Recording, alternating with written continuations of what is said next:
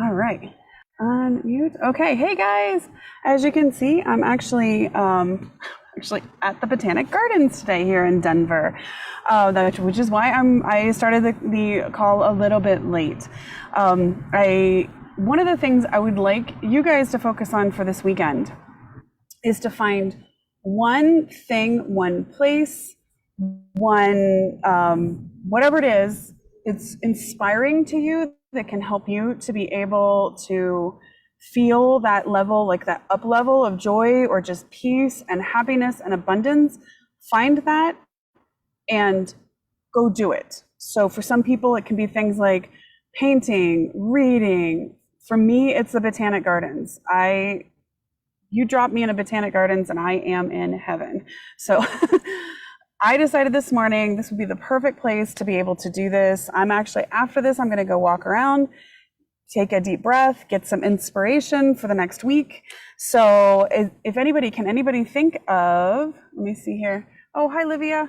Thanks for being here. And hi to everybody. So wherever you are in the world right now, whenever you're watching it, thanks so much for being here. So, as you can see today, I decided I would start us off in this beautiful place. It's a secret garden, and I love the idea of the secret garden. So one of the things I want to talk to you guys about as we are starting to now go into the process of building your 40-day manifestation plan, transformation plan, is it's a good idea to do a lot of this in secret, except for letting people know that you 100% trust to always have your back, to fully support you, to encourage you, okay? Now, a lot of times people will think that they've got that person in their life, and then they'll come to find out that that person actually is a little bit jealous of their progress. Good morning, Rachel. Of their progress, of what they're doing to change their life. They may feel threatened, especially, and we'll talk about this in like station 1 and station 2, how as we shift our relationships within groups and one-on-one relationships, there can be that sense of feeling threatened by the changes that we're making in our role in a group or in our role in a relationship.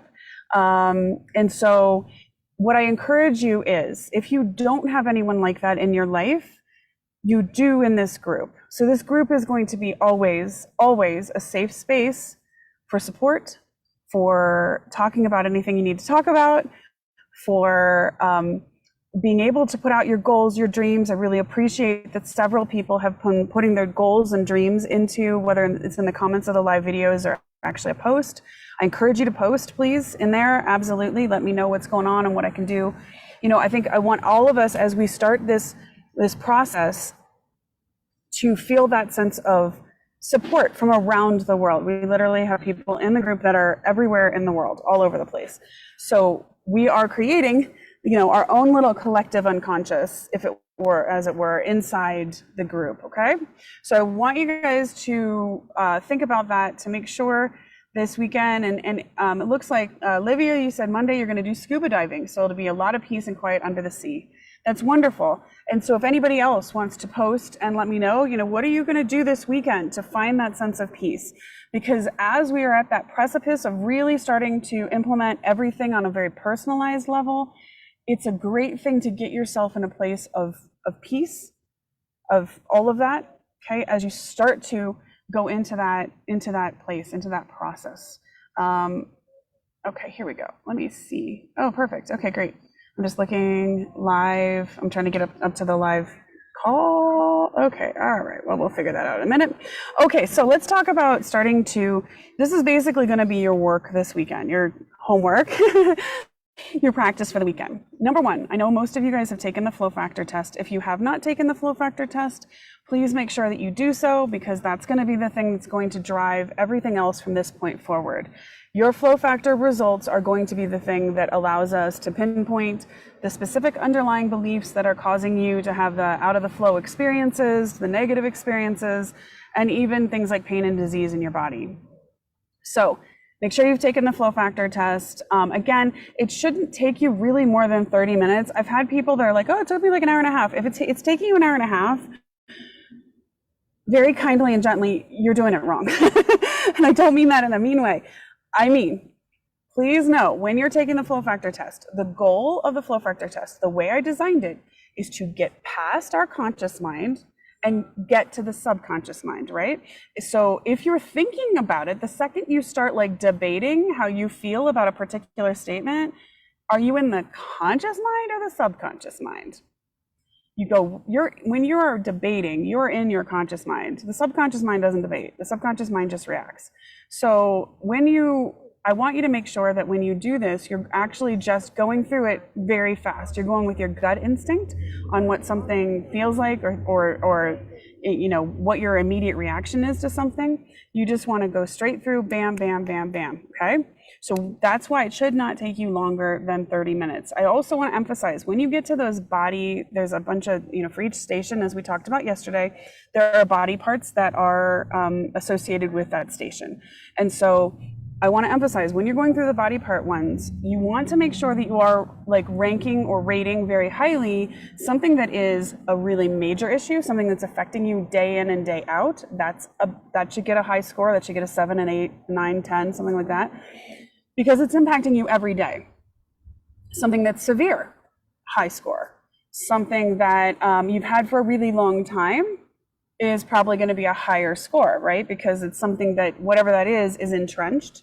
And so if it's been with you for a long time, that's telling me there's a real core issue, core belief, core experience that is driving that. We need to get back to that, okay? So make sure you've taken the flow factor test, have your results. The next thing is you're going to want to go to the workbook section for your most out of the flow station. What does that mean? So when you get your flow factor test, you're going to have the 3 numbers. The top number is the one that is the most out of the flow, has the most programmed in limiting stuff that's causing you the most issues. As I talked about yesterday, I tend to like efficiency. So it doesn't make sense to go work on areas that you don't really need. There's going to be areas that are like really aligned and you're completely fine. So why go treading through that whole area when you can just go to where you need? So whatever your top station is. So if you have, let's say your flow factor is, you know, a 3, 4, 5, then 3 is where you want to go. You're looking for station 3 in the workbook section, and let's go to that section. This is your homework for this weekend, okay? So go to that section. You're going to want to start doing the work this weekend in that section, okay? So what you'll find in each of the stations, the workbook sections, it's going to show you, it's giving you completely from start to finish everything that might be going, basically all the like beliefs and thoughts. We're going to rewire a whole bunch just doing that workbook section.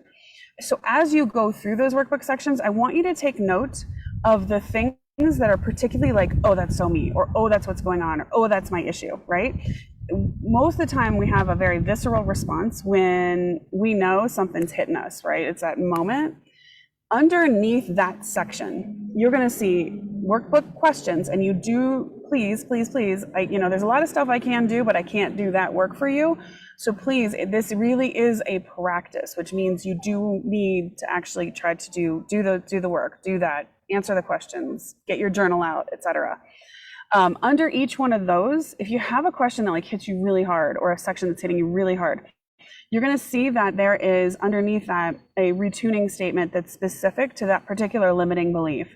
I want you to grab that one, write it down, put it in your notebook, put it to the side, because that's going to be one of the ones we're going to use when we personalize out your particular action plan, which we're going to start doing next week. You can even actually start developing out your action plan just following these steps today. They're all in the book for you, so you can actually follow those as well. So that's the next thing. So that's number 3. Number 3 is I want you to go take the reality type test. Ooh, I'm right in like a sunspot. It's actually beautiful, but it's quite bright. I want you to go take the reality type test, please. And so the reality type test, what does that do? The reality type test is identifying how your mind learns new information. Why is that important? It's important because if I give you exercises or practices that don't work in the way that you learn information best, how are we going to shift your neural pathways? How are we going to create new neural pathways? Because it's not going to work. It's like if you're not a visual person and I tell you, visualize yourself, completely, in this new space or whatever, without any other auditory cues or olfactory cues or any of that, it's not going to work for you. And by the same token, if I give you something that's like a scent-oriented one of the clients I'm working with right now is really scent-oriented. So if I give her scent-oriented things, it immediately helps her to align with what we're working on. But if I gave her a visual, it's not effective. She's not a visual person. My husband's like that. If he closes his eyes, he sees the back of his eyelids. He is not visual. He's auditory. If I close my eyes, I see a movie theater. Like I can see the whole thing playing out like a movie, right? And so those are different ways of learning. So it's really important to know how your mind takes in new information and what's going to be most effective for you. Because again, if we give you practices that don't work how you learn, then you're just going to get frustrated. It's also why if you've tried other things and they haven't worked for you, it's a pretty good chance that at least some of it wasn't in the way you needed to take in new information, right? So we're looking to basically take the top senses, the way that you take the information in the strongest ways to create those new memory holograms. Remember, every sensory experience goes in and creates this new hologram in your mind. That is what we want. We want to take the strongest ones and pull those in and use those, okay? So find your reality type test. That should take you maybe 5 minutes, maybe. It's not, it's super easy and quick. And then here's where you can start, if you like to create your individualized 4 for 40 action plan or manifestation program, okay? So you're gonna be able to choose 4 exercises that you're gonna do every day for the next 40 days that work with your personal way of strengths and senses, your, as I call it, reality type, okay? Now, you don't have to dig into this part just yet if you don't want to. We will work on it together next week, but I just want to tell you how it works so that you can do it. And again, all these instructions are also in the book. So basically, what you're looking for is when you go past the reality type section, the test, you're gonna see whatever your reality type is. So let's say you come up with sight sound. That means that sight is your primary way of learning. You're very visual. You need visual things to be able to get into your brain in the strongest ways. So you're going to want to go to the sight section and work through the sight section and come up with your own personalized set of visuals and colors and images that you're going to be able to use in your exercises. And you would also want to go to the sound because those top 2 are your top 2. And we can use both to create personalized practices, okay? So if you go to sound, you're gonna have your own individualized, totally personalized list of things that you're gonna be able to pull from to create your practices that go along with your specific retuning statements that you're gonna find in your workbook section. Again, you can keep moving through and go through this process this weekend if you like. If not, we will be going through this process in great detail next week because we will be going through the stations for basically like kind of the next 7 days, the next 7 of our trainings, okay? So once you do that, you are literally going to be able to have basically your manifestation plan pretty much ready to roll. So one of the things I want to encourage you to do also is to, and Livia, I know you put something down and I want to follow up with that in 1 second. So what I want you to do is make sure that you are connecting with, if you imagine yourself living the life of your dreams, if you even act it out, like you'll see in the reality type, I added movement. And the reason I added movement is because it's been shown that for some people, I happen to be one of those people, like if you were really good at dance athletics, or you continue to be good at dance athletics, that sort of thing, you are probably a movement oriented learner. And so for people like us, it's been shown that actually moving helps create new neural pathways much quicker. So I added movement. So there's the 5 senses and then movement. So as I say, you can imagine yourself living the life of your dreams. You can act it out. For a movement oriented person, that's a great thing to do. But I really want you to tap into those emotions. And we have now 2 manifestation meditations you can use to do that as well. Both are available both in the portal and in our group. And so you can also use those this weekend to tap into the emotions you want to be able to create to connect with the life of your dreams. Those emotions are going to be really, really important to keep tapping into as you create out this action plan and as you're doing your practices. So those are the things I want you to take a look at this weekend, to work on this weekend. Bright. I'm right in the beautiful but sunny spot. Okay. So those are the things. Yes, I am using them. I'll do them this weekend. Oh, and Livia, so I wanted to speak to, you had a great thing about We talk about like connecting to a happy moment in your life to be able to use it as something that, you know, really allows you to kind of target in and feel those happy emotions. But you were saying that when you connect with the happy moment, then right behind it is this sense of basically sadness and grief and loss, because the person you associated a happy moment with is no longer in your life, right? So I would say to you, you actually need to pick a different happy moment. So anything, if your happy moment isn't just fully happy, then you need to pick a different happy moment. That's not the anchor. That's not the one you want to go to, because what we don't want to be having happen is, I'm going to see if I can move over a little bit. It's really beautiful, but it's quite bright. Let me see if I can go over here. Oh, it's so pretty out. Okay. All right. There. Oh yeah, there we go. Okay, there's a little shade for me. Don't mind me. I'm actually sitting on the ground and I now have an apple under my butt. Okay. Okay, here we go. So what I'd like you to do is, Livia, and this is true for everybody. So this was a great question for everyone.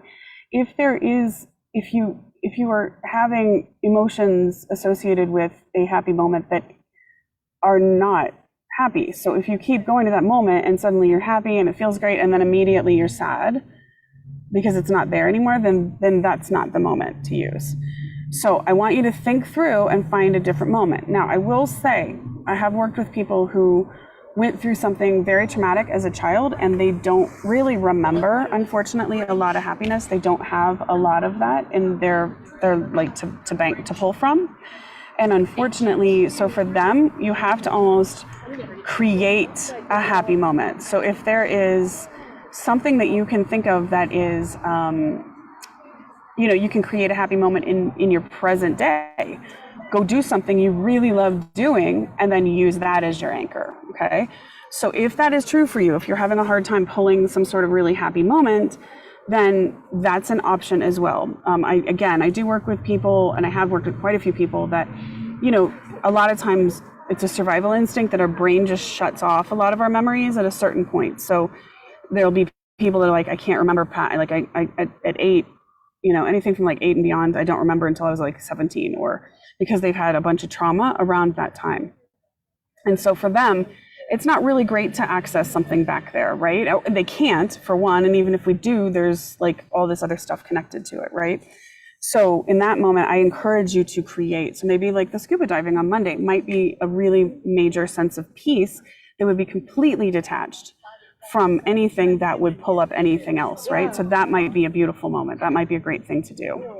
Okay, so I think that is, I'm gonna end it there. Make sure, so again, access the manifestation meditations if you need to.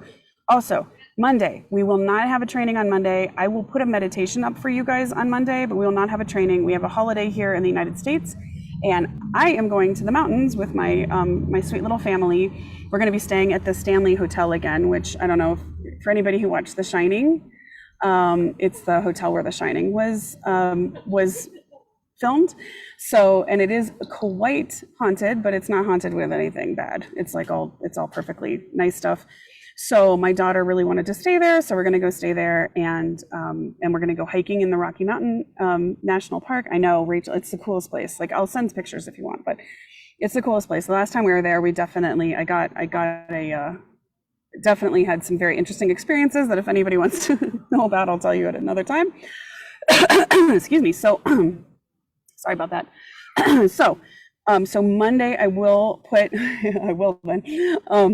So Monday, sure, I will. If you guys are interested, I'll be happy to. Some people are good with ghosts. I've always sensed them and seen them, so I don't think anything of it. It just doesn't, it's like, again, it's about as logical as like the medical intuition stuff I do. It's just there. It's not that, it's like not a hugely big deal. To me, it's like talking to somebody else. However, it is exciting every time I see one. Oh, Rachel, thank you. So Monday, I will put a meditation up for you guys, but we will not have a training. I will also email you on that and put it up in the group just so you don't show up. I would hate for you to show up and I'm not there. So I want to thank you guys for being here. So start doing this process this weekend very slowly, no pressure. You know, for any of you that tend to be pressure people, do not get into the pressure of it. We're going to go next week really deep dive in each of the stations. That's going to be a lot of fun because you'll have a lot of like aha moments in that moment as well. And then we'll make sure that, you know, your plan is really aligned to you and feels really good. The great thing is I want to tell you the way I designed it, this 4 for 40 process, is to make it quite simple. So it's something you can do during your day without feeling like you're having to really change a lot of stuff. This should be working into your day. These practices are going to be small, easy practices that work for you in the way they need to work. But they're not disruptive. Okay. So thank you guys so much. Have a beautiful weekend, everybody. And I will see you guys. Well, I'll see you guys really soon, but just not Monday. See you soon. Bye.